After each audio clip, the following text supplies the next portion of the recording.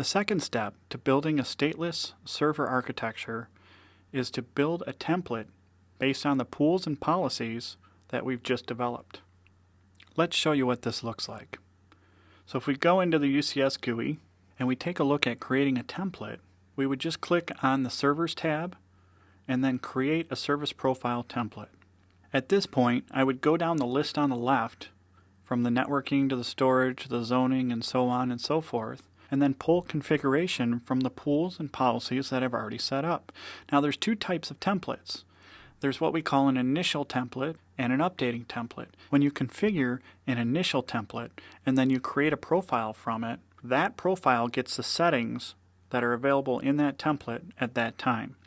If I create an updating template and I create a profile from it, then if I update the template, that profile will automatically update with the changes. So that can be good and that could be bad.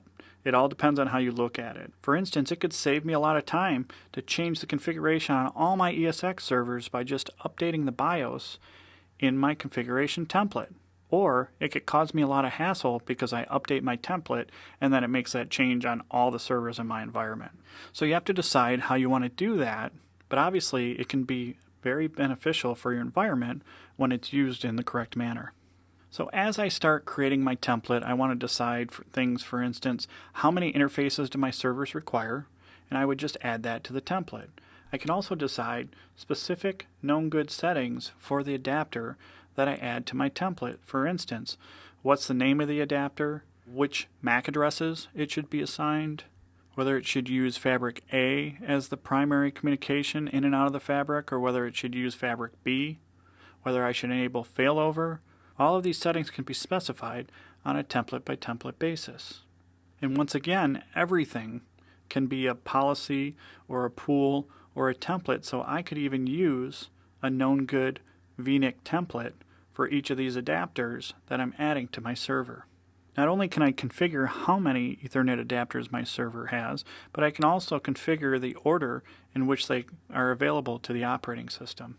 I can of course customize how my server uses storage. For instance, I can use local disk or I could use SandBoot in this configuration. I can decide that when the service profile is attached to a server, whether that server should come up right away or stay down. I can pick which firmware level I should be at on a server by server basis. And then I can specify different operational policies, such as what my BIOS configuration should be. So those are just a couple different settings that I have available to me inside the template. But once I create the template, at that point, I'm ready to go ahead and deploy servers. Please join me for the next lesson, 1.12, Examining Service Profiles.